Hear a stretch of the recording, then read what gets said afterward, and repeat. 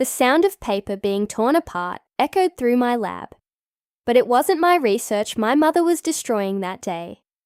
It was the only proof I had that my entire family was built on a lie. I watched 10 years of my life flutter to the floor like wounded birds. 10 years of tracking blood samples, studying genetic patterns, and documenting a family curse no one wanted to admit existed.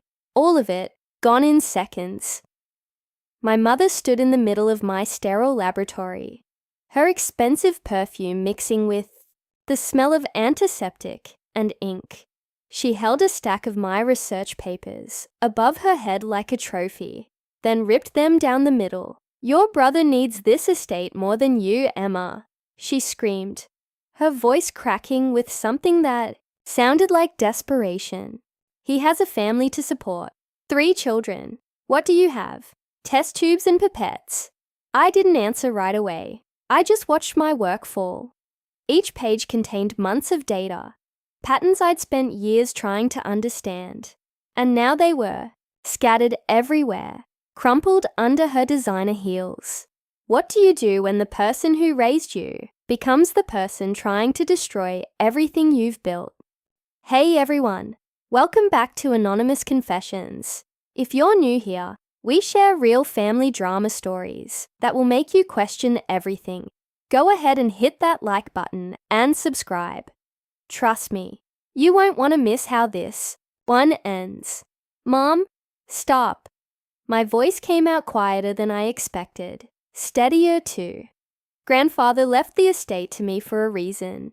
He understood what I'm trying to do here. She whirled around so fast. Her diamond earrings caught the fluorescent light. Understand. Your grandfather was a businessman, Emma, a brilliant one. He built an empire from nothing, and you're sitting here playing with DNA, while your brother builds actual schools, actual housing developments, actual legacies.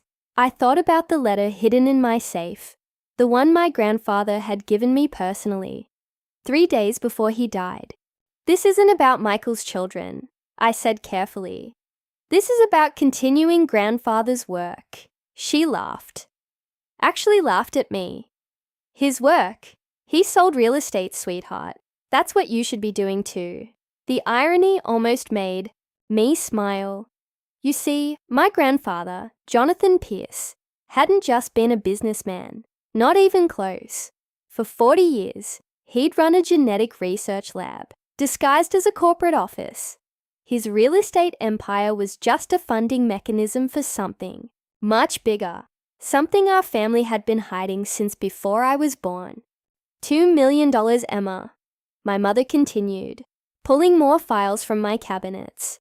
The house, the land, the laboratories, everything. Your father and I have decided. You're signing it all over to Michael tomorrow. I took a slow breath. I won't sign anything. She froze, her hand still reaching for another folder. Have you ever seen your parent look at you like they didn't recognize you? "Your father is on his way," she whispered. "Don't make this difficult. Family means sharing. Family means sacrifice. Family means the truth." I corrected her. "And you've never wanted to know the truth about what I do in here." The lab door burst open exactly 2 minutes later. My father strode in like he owned the place.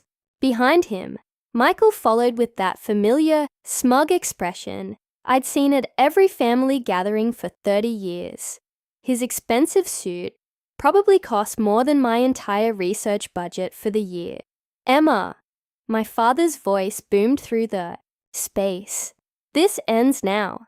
Your brother needs this estate. You're being selfish." I looked at Michael, standing there with his perfect life, his perfect family, his perfect business. He had no idea what our grandfather had discovered. None of them did. "The lawyers will be here tomorrow," my father continued. "You'll sign the papers, or we'll contest the will. Your choice." I smiled. Actually smiled, which seemed to unnerve all 3 of them. "Actually," I said, walking toward my safe, "I called the lawyer myself. He'll be here in an hour. There's something you all need to see." The room went completely silent. "What are you talking about?" Michael asked. His confidence wavered for the first time since he'd walked in. "Grandfather left me more than just the estate," I said, spinning the combination lock. "He left me the truth about our family, about why he chose me to continue his work." My mother started frantically gathering the scattered papers from the floor, probably realizing she'd just destroyed evidence she shouldn't have touched. "The truth about our blood disorder," I continued, "about why certain traits only show up in some branches of the family tree and not others. About why grandfather spent 40 years studying genetics while pretending to be just a businessman." The color drained from my father's face. "You know what's crazy? Halfway through the biggest moment of my life, I remembered that you guys love these family betrayal stories. If you're enjoying this, please smash that like button and subscribe to Anonymous Confessions. And tell me in the comments, would you have opened that safe?" "Emma," my father said quietly, "whatever you think you know, I know everything, Dad." I pulled out my grandfather's letter. "And in an hour, so will everyone else." Grandfather made sure of that. The next 60 minutes were the longest of my life. My mother alternated between threats and guilt trips. My father made hushed phone calls in the corner, his voice angry and desperate. Michael just sat there, his smugness replaced by something that looked almost like fear. When James Morton, our family lawyer, arrived carrying a thick folder and a grave expression, I felt a strange sense of calm. Everything was about to change. "Shall we begin?" James asked, setting his briefcase on my desk.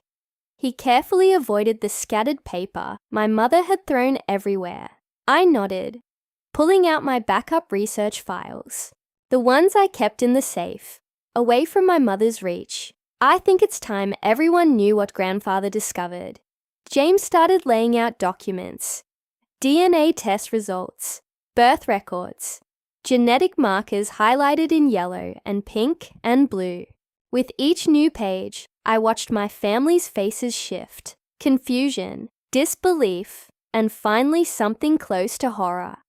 "As you can see," James began, his voice professional but gentle, "Jonathan Pierce conducted extensive genetic research on your family line for over 4 decades. His findings were significant." "This can't be right," my father interrupted, his voice cracking. "There must be some mistake." I spread my own research next to my grandfather's. "I've confirmed everything, Dad. That's what my work has been about all these years. I wasn't just studying genetic disorders. I was following grandfather's trail, proving what he discovered." "Which is what exactly?" Michael demanded, but his voice cracked on the last word.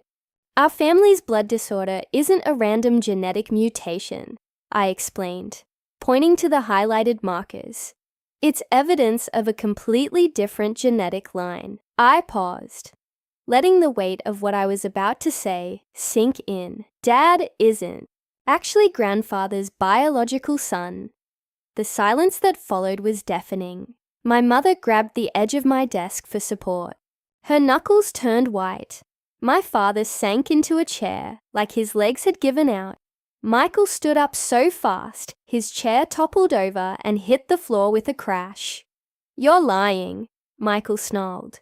"This is just some trick to keep the estate." James cleared his throat. "I'm afraid Emma is correct. Jonathan knew about this for years, but he chose to keep it quiet to protect his wife, your grandmother." He pulled out a final document. However, he did leave explicit instructions about the estate. I watched as James unfolded my grandfather's original letter, the one he'd kept in his personal office for 20 years.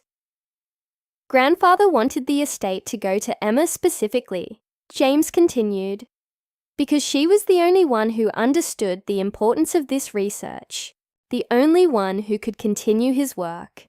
"But I'm his grandson," Michael protested weakly. "His only grandson." Biologically, I said softly. You're not related to him at all. Neither is Dad. My father stood up suddenly, his face red with anger. You had no right to dig this up. No right to destroy our family like this. I didn't destroy anything. My voice remained calm. I simply finished what Grandfather started. He wanted the truth to come out, but he wanted it handled carefully, scientifically. That's why he left everything to me. Everything, my mother whispered. James nodded.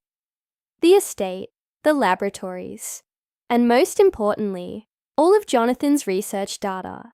He was more than just a businessman. Emma is his chosen successor. I walked over to my research station and pulled out one final file. There's more, I said. Grandfather's research wasn't just about our family. He discovered something crucial, about genetic inheritance patterns, something that could revolutionize how we treat certain diseases. My mother laughed, but it sounded hysterical. Help people? You just destroyed your own family. No, Mom. I revealed the truth. There's a difference. I turned to Michael, who was still staring at the DNA results. This doesn't change that we're siblings, that we grew up together. It just explains why Grandfather chose me for this work. Because you're not really his granddaughter either. Michael spat. Actually, James interjected. Emma is Jonathan's only biological grandchild. Can you imagine finding out in one moment that everything you believed about your bloodline was wrong? Everyone turned to stare at me. I pulled out one final document, my own DNA test, the one Grandfather had ordered secretly when I was born. Mum had an affair too, I said quietly, watching my mother's face crumble. With Grandfather's youngest son from his first marriage, James. He was my biological father. I let the words hang in the air. That's why I inherited his genetic aptitude, his passion for research. That's why Grandfather took such an interest in my education, why he encouraged my scientific pursuits. The truth hung heavy in the sterile laboratory light.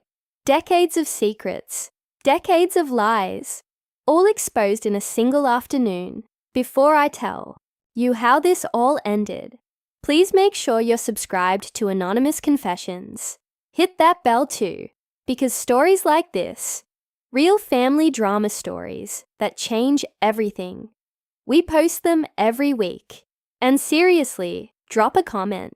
Have you ever uncovered something about your family that no one wanted you to find? My father looked broken, sunk into his chair, staring at nothing. My mother couldn't stop crying. Michael just looked lost. The estate stays with Emma, James said firmly.